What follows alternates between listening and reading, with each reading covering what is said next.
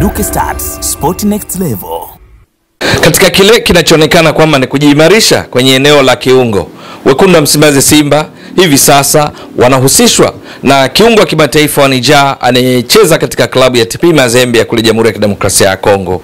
Huyu ni Hussein Soumaila Badamasi. Yeye ni kiungo wa ukabaji ambaye inatarajiwa kama Simba kweli watamnasa, basi atakuwa katika eneo lile wanalocheza kina Yusuf Kagoma, Fabrice Luamba Ngoma, Deborah Fernandez Mavambo, Agustin Okejefa, Mzamiru Yasini, yote katika kuhakikisha kwamba wekundu wa Msimbazi Simba kwenye msimu ujao wa ligi kuu Tanzania bara na michuano mingine mbalimbali tutakayoshiriki ikiwa ligi ya mabingwa wanafanya vizuri zaidi. Ndio, huyu Hussein Badamasi ni kiungo nyota ambaye yeye umri wake ni miaka 28. Yes, lakini urefu wake ana urefu wa kutosha kwa eneo la kati, kwa sababu urefu wake unatajwa kwamba ni futi 5 na inchi 11. Ndugu mtazamaji wa Mwaduke Stats Sport Next Level, futi 5 na inchi 11 maana yake ni kwamba alichomisi ni inchi moja tu kutimiza urefu wa futi 6. Fabrice Luamba Ngoma urefu wake ni futi 6 na inchi 1, ni mrefu zaidi. Badamasi anamkaribia Ngoma kwa tofauti hiyo natoka kuieleza. Kikubwa zaidi katika eneo lake la kati kama kiungo ukabaji pale katika klabu ya TP Mazembe, anapopata nafasi ya kucheza Badamasi muda wote yuko vizuri katika kutekeleza jukumu la eneo hilo ambalo ni pamoja na kuhakikisha kwamba wanaposhambuliwa yeye anaungana mara moja na mabeki wa wakati kuhakikisha lango lao linakuwa salama. Anamaliza kabisa shughuli pale katikati. Wengine husema ni wale wanaelezewa kwamba ni wakata shombo, wakata kuni. Amekuwa katika kiwango bora katika klabu ya TP Mazembe na pia timu yake ya taifa ya Niger. TP Mazembe katika misimu wanafanya vizuri katika ligi kuu ya Kongo, wakitoa ubingwa karibu mara kwa mara. Yeye tangu hatua amekuwa miongoni mwa wale ambao wamekuwa kitumainiwa katika benchi la ufundi chini ya kocha Lamine Ndiaye. Lakini pia katika timu yake ya taifa ya Niger amekuwa hakosekani kwenye kikosi cha kwanza ambacho huhusisha nyota mbalimbali wengine wakicheza nje ya bara la Afrika, lakini yeye hakosi katika eneo la kiungo.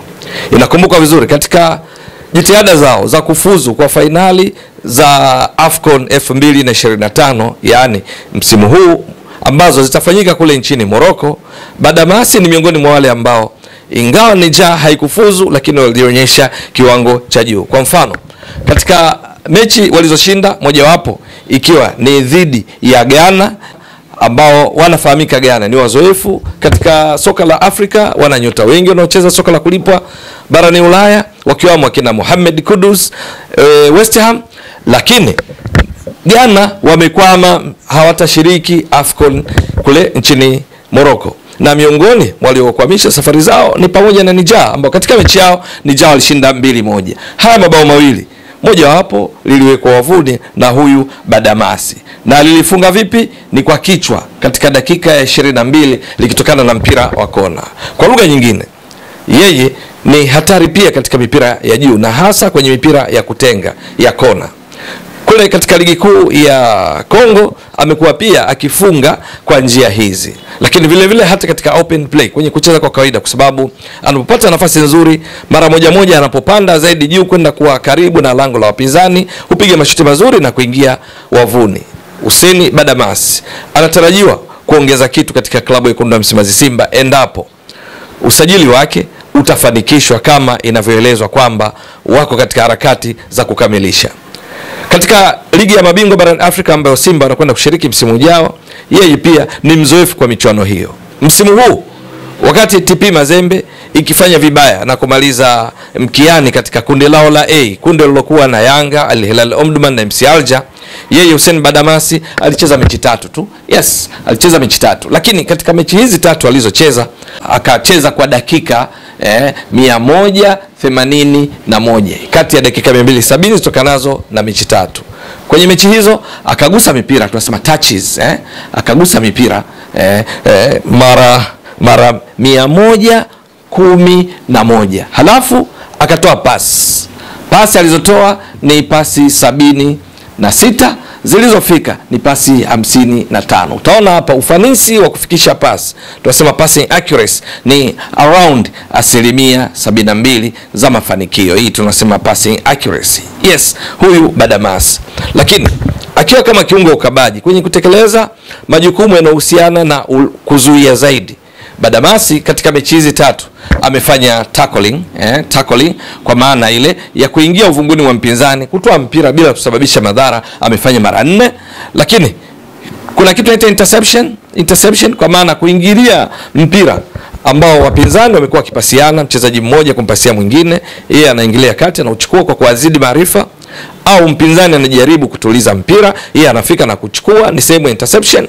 Au mpinzani anajaribu kukokota mpira, kupiga chenga, yeye anamzidi maarifa na kuchukua, ni sehemu ya interception. Amefanya kwa mafanikio mara 2. Lakini kuna clearances kwa maana ya kuondosha mpira katika eneo hatari ili lango lenu liwe salama, amefanya mara 4. Hii ni baadhi tu ya kile alichokionyesha katika ligi ya mabingwa barani Afrika kwa msimu wa 2024-2025.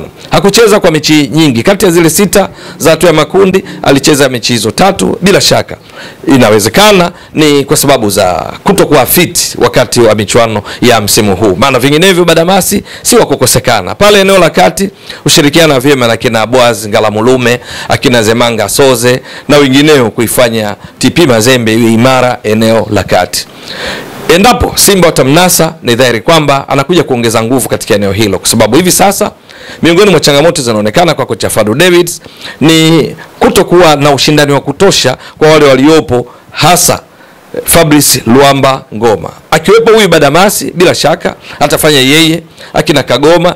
Kama Fabrice Luamba Ngoma anaendelea kuwepo, maana yake patakuwa na changamoto ya kutosha kuongeza ufanisi. Hivi sasa katika msimu, kwa mfano kwenye mechi ya fainali ya kwanza ya kombe la shirikisho ambayo Simba walicheza dhidi ya RS Berkane, ni eneo ambalo unaona eneo la kati Simba kana kwamba walizidiwa na safu ya kiungo ya RS Berkane, kwa sababu kiungo wao mmoja wapo kwa maana Mamadou Lamine Kamara aling'ara sana kwenye mechi hiyo, akiwini mipira yote ya juu, lakini vile vile akifunga bao moja hapo wakati Simba ikifungwa bila. Mbaya zaidi ni kwenye eneo la kati kufunikwa. Ushahidi ni kuwa Fabrice Luamba Ngoma ambaye ni tegemeo kwa wekundu wa Msimbazi Simba, akiwa yeye na Yusuf Kagoma, siku hii hakuwa kwenye kiwango bora kulinganisha na aina ya uchezaji wake ambao huifanya Simba iwe imara sana. Simba kufika finali kombe la shirikisho, utataja wachezaji wengi, lakini huwezi kuacha kumtaja Fabrice Luamba Ngoma ambaye amekuwa kwenye kiwango bora. Katika ligi kuu Tanzania bara, Simba hivi sasa ni ya pili kwenye msimamo wa ligi kuu Tanzania bara, wakiwa na pointi 72 baada ya kucheza mechi 27, wakiwa nyuma kwa pointi 1 tu dhidi ya watani zao wa jadi Yanga wenye pointi 73, waliofanikisha Simba kuwa ni miongoni mwa timu 2 tu zinazoania taji la ligi kuu Tanzania bara msimu huu, baada ya msimu uliopita kumaliza katika nafasi ya 3 wakiwa na pointi 69 tu, huku hivi sasa bado mechi 3 na pointi hizo 72. Huwezi kuacha kumtaja Fabrice Luamba Ngoma ambaye amekuwa kwenye kiwango bora, kwa sababu mechi 27 alizocheza yeye amecheza mechi 23.